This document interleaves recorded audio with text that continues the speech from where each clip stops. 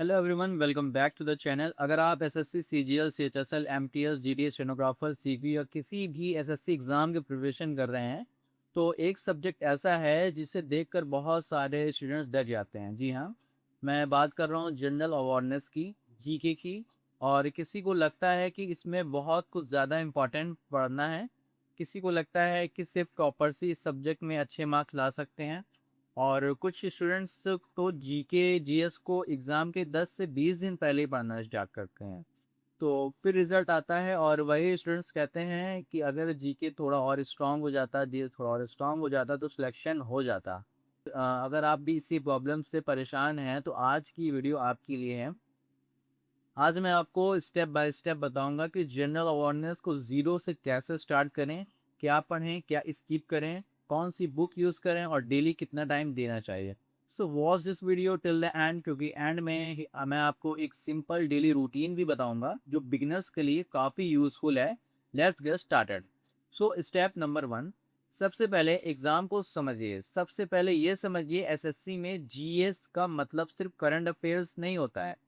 General awareness में generally areas cover होते हैं, जैसे history, polity, geography and Indian polity भी इसमें रहता है, Indian economy, science, static GK, current affair. ठीक है, ये सारे टॉपिक्स हैं। अगर आपको ये कैटेगरी क्लियर है तो प्रिपरेशन ऑटोमेटिकली इजी लगने लगेगी। एंड स्टेप 2, स्टैटिक जीके और करंट अफेयर का डिफरेंस समझिए। ये मिस्टेक बहुत स्टूडेंट्स करते हैं। स्टैटिक जीके वो टॉपिक्स होते हैं जो फ्रिक्वेंटली चेंज नहीं होते हैं, जैसे हिस्ट्री, ज्योग्राफी और पॉलिटी, इसे कहते हैं स्टैटिक, यानी ये चेंज नहीं होने वाले हैं। और करंट अफेयर वो होते हैं जो रिसेंट इवेंट से रिलेटेड होते हैं, जैसे awards, sports, government schemes and important national international news. ये सब चीज़ें किसकी है? ये सारी चीज़ें मैं आपको जो बता रहा हूँ ये करंट अफेयर की है। और दोनों को अलग स्ट्रेटेजी के साथ पढ़ना चाहिए। स्टेप 3, एनसीईआरटी या डायरेक्ट एसएससी लेवल। तो इस चीज़ को समझिए। अगर आप बिगिनर हैं और बेसिक वीक है तो पहले बेसिक कॉन्सेप्ट क्लियर कीजिए। सबसे पहले आपको बेसिक्स क्लियर करनी है, उसके बाद एसएससी के क्वेश्चंस को सॉल्व करना शुरू कीजिए। याद रखिए, सिर्फ थ्योरी पढ़ने से सिलेक्शन नहीं होता, क्वेश्चन प्रैक्टिस करना इक्वली इम्पॉर्टेंट है जितना आपका थ्योरी पढ़ना है। एंड स्टेप 4, डेली टाइम कितना देना चाहिए, कि आपको कितना टाइम देना चाहिए कि आपका जीएस का पोर्शन कवर हो जाएगा। कई स्टूडेंट मुझसे पूछते हैं कि सर जीएस का रोज़ टाइम कितना देना चाहिए, कितने टाइम दें कि इनफ रहेगा। सो मेरी रिकमेंडेशन है कि 30 to 45 मिनट्स डेली आप पढ़िए। और इसको आप टू पार्ट में भी कर सकते हैं, यानी 35-45 मिनट्स मॉर्निंग में और फिर इवनिंग में।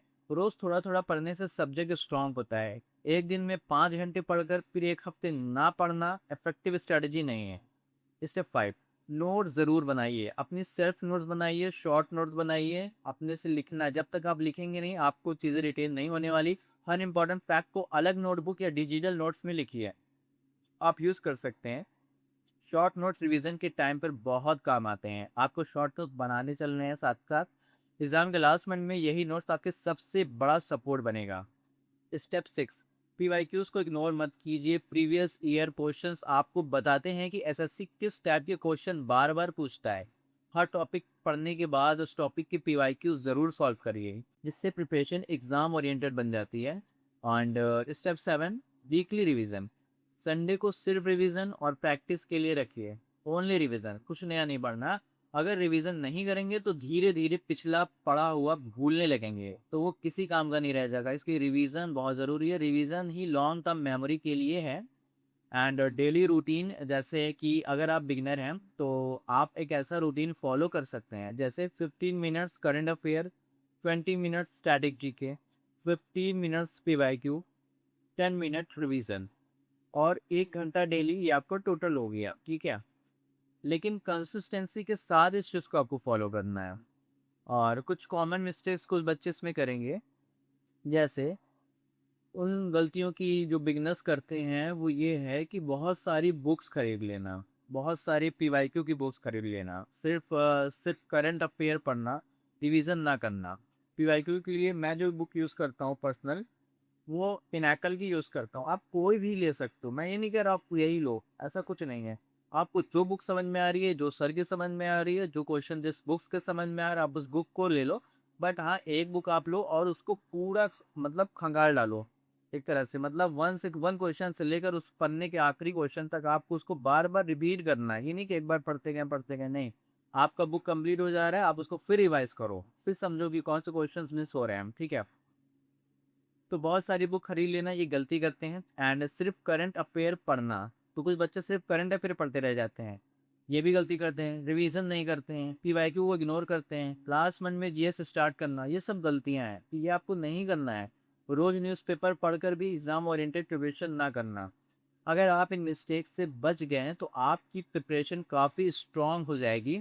सो फाइनल बात ये है, जनरल अवेयरनेस कोई डिफ़िकल्ट सब्जेक्ट नहीं है, या सिर्फ एक ऐसा सब्जेक्ट है जिसे स्मार्ट प्लानिंग और रेगुलर रिवीजन की ज़रूरत होती है। जी हाँ, स्मार्ट प्लानिंग और रेगुलर रिवीजन की ज़रूरत होती है।